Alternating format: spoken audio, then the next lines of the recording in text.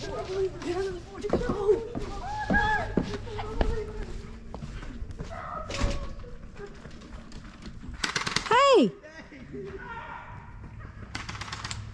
Golly, bullets whizzing by.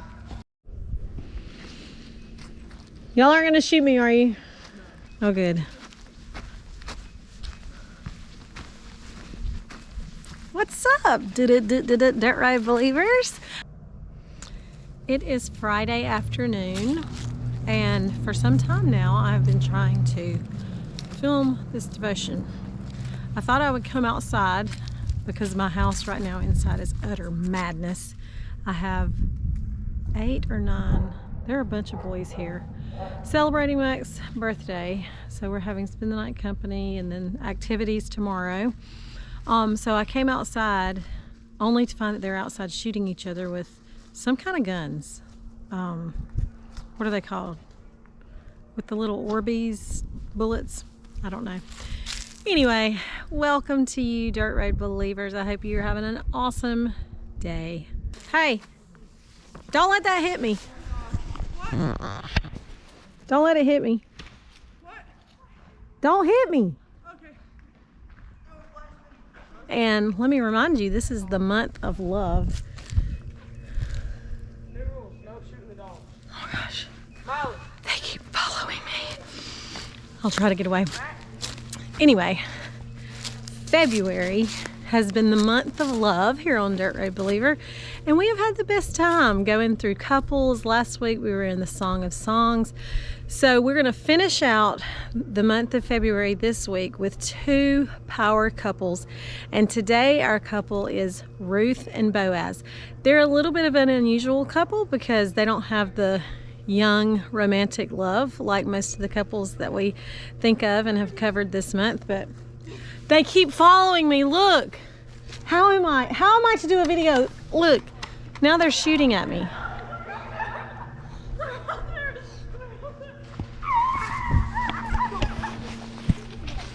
I can't work under these conditions.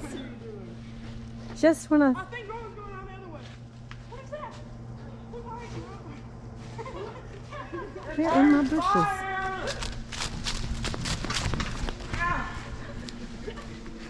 Did you just get shot? Shut up. Hey, stop, Rowan, stole my gun.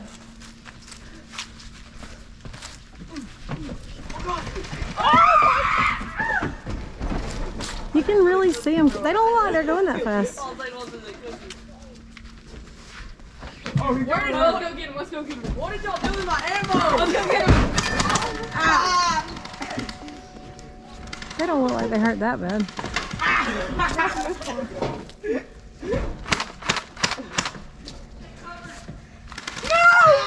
Ow!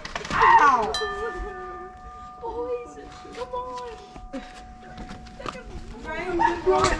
Let's try again. Let's try again. Maybe they'll go inside. It was a monster. Yeah, it's a monster with 3 eyes. It was probably a monster. I think he likes the mermaid better. We gotta blow out the candles, man. How old is on your favorite birthday cake. 14. We took her. He's 14. Yeah, just in there like Fortnite. jumbled lighters?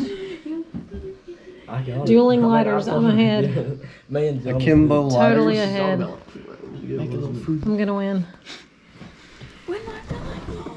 No, never surrender. Never surrender. I already did one. Just burned my hand. I saw you. That's the best cake ever. All right. Okay. Happy birthday to you. Happy birthday to you. Happy birthday, dear Mac. Happy birthday to you. You already blew it out. Wave them out. Don't blow. That was terrible. Oh, there we go. COVID wave. Man, where's the Cobra Kai still?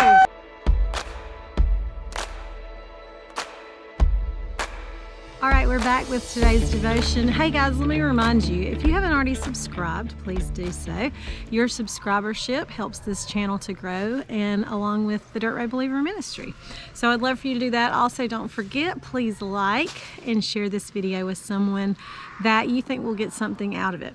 All right, we're gonna get started.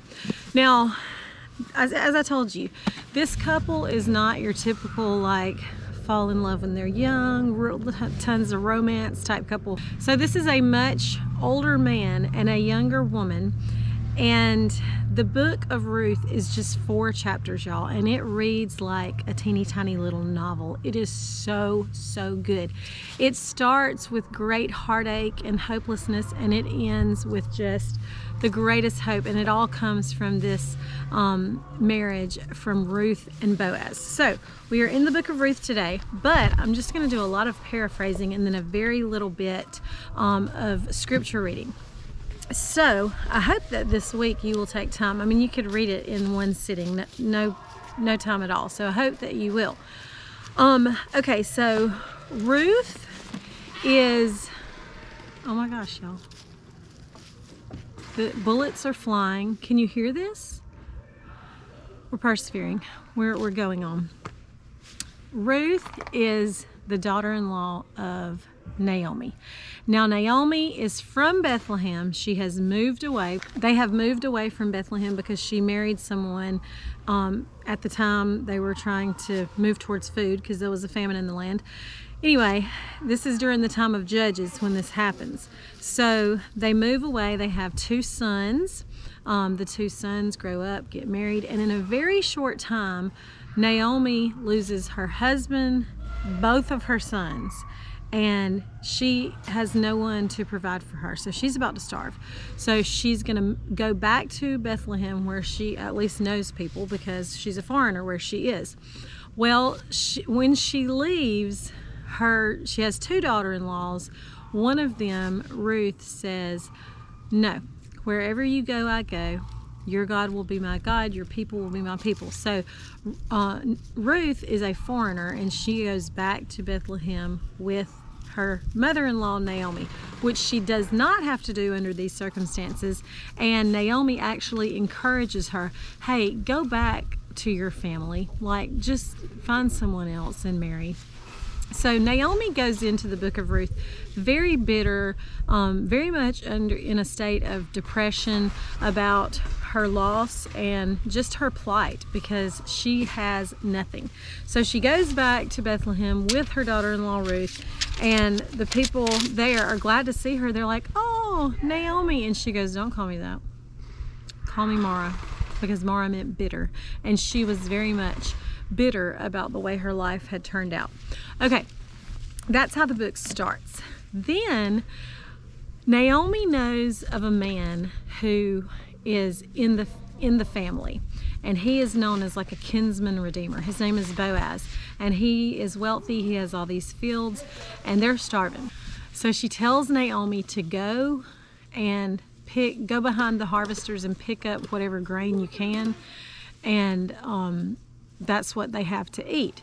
So she goes to the field of Boaz. Mainly Naomi wants her to go there for protection, because, you know, a foreign woman by herself back then, lots of bad stuff could have happened. Well, Boaz comes to his field to kind of oversee the workers, and he notices this woman. So he inquires about her, and he tells her, now he refers to her as my daughter. Listen, my daughter. That is just an indication of the age difference here. We've got a young woman and a very mature man. Not sure the age difference, but it was pretty significant. So Boaz said to Ruth, listen, my daughter, don't go and gather grain in anyone else's field, and don't leave this one. The war continues behind me. I'm not cutting any of this out. Oh, God. I'm not cutting any of this out. Oh, no. Cut it out, Mom. Okay, I'm not, no. I'm trudging on. Don't go and gather grain from anyone else's field. Stop that. Now he's just... I surrender. Does that mean you stop shooting? Don't go gather grain in anyone else's field. And don't leave this one, but stay close to my female servants. See which field they are harvesting and follow them. Haven't I ordered the young men not to touch you? He's already told his people, like, y'all better stay away from that one. I'm watching out for her. When you're thirsty, you can go drink from the jars that the young men have filled. She fell face down and bowed to the ground and said to him, why have I found favor with you, so that you notice me? And now I'm in chapter 2, verse 11. Boaz answered her, everything you have done for your mother-in-law since your husband's death has been fully reported to me. How you left your father and mother and your native land, and how you came to a people you previously didn't know. May the Lord reward you for what you have done, and may you receive a full reward from the Lord, the God of Israel, under whose wings you have come for refuge. Isn't that beautiful? She came to seek refuge, even though she was a refugee. My Lord, she said, I have found favor with you, for you have comforted and encouraged your servant, although I am not like one of your female servants. The first exchange that we see between Boaz and Ruth is not one of, butterflies or, instant attraction. It's one of respect. He has a lot of honor and respect for her because of her integrity and her character, and just, how she is and how she has handled the whole situation in her family. So then Naomi again inserts her advice and wisdom and tells her to go to the threshing floor where they're threshing the wheat. And once all the other men are gone, she is to lie down at Boaz's feet and uncover his feet with a blanket. That must symbolize, would you like to get married? I don't know. But that's what happens. And when he suddenly awakens at midnight, it says, and he realizes Ruth is lying at my feet and my feet are uncovered, he says to her, may the Lord bless you, my daughter. You have shown more kindness now than before, because you have not pursued younger men, whether rich or poor. Now don't be afraid, my daughter. I'll do whatever you say, since all the people in my town know that you're a woman of noble character. Yes, it is true that I am a family redeemer, but there is a redeemer closer than I am. So I hear this man going, this is like a dream come true. I'm sure everyone in Bethlehem has already thought, he's just going to die without ever getting married, because he had kind of passed that prime. And then here's this young, beautiful woman who is lying at his feet asking for him to marry her. And look at his noble character. He says, but you know what? I know I am a kinsman redeemer, but there's one a step above me that we have to ask first. So he goes through all the right channels, and the other kinsman redeemer, he meets with him the next morning, and in the presence of all the witnesses, the other kinsman redeemer says, no, you can have her as your wife. And so they get married.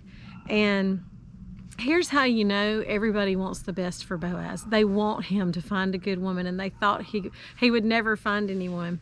It says, all the people who were at the city gate, including the elders, were witnesses.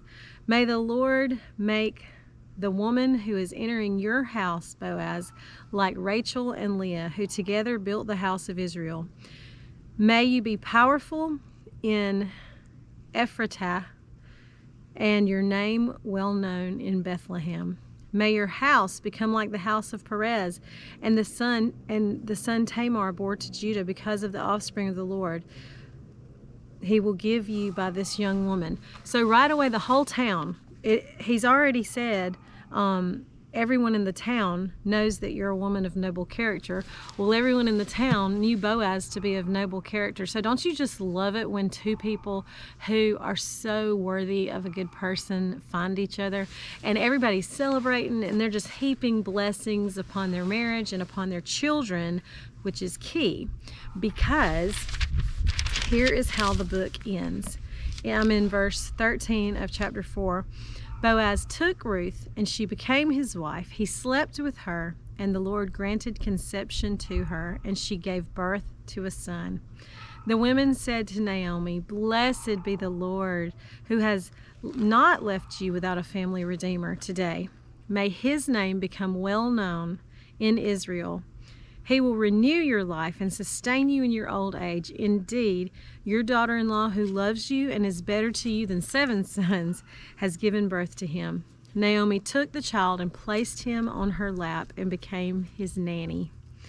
The neighbor women said, "A son has been born to Naomi," and they named him Obed.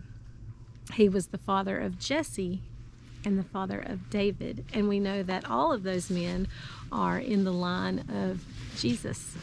All those blessings from the town and the beauty of this foreigner leaving her homeland to be with her mother-in-law and to see it through resulted in such a beautiful birth. And I love that part where it says Naomi put the baby on her lap and she became his nanny. So they all lived together and just found such joy in raising this little boy together. Naomi, Ruth, and Boaz all just got a huge blessing in the way that it turned out with their marriage and their child. Isn't that a great love story? I love the story of Ruth and Boaz and Naomi and just the hope that is ushered in through that marriage and that birth. So 4 chapters. As I said, Bible is juicy, so if you want to partake of a little nugget this week, you can read the book of Ruth and delve a little deeper into what we talked about today. I hope you enjoyed today's love story in February. We've got one more coming your way on Thursday, and then that'll be it for February. We have something really, I think, important that you're going to get a lot out of coming up in March, so make sure you keep tuning in to Dirt Road Believer. Guys, don't forget, subscribe, like, share, and I hope you have a wonderful day filled with blessings. And until Thursday, slow down.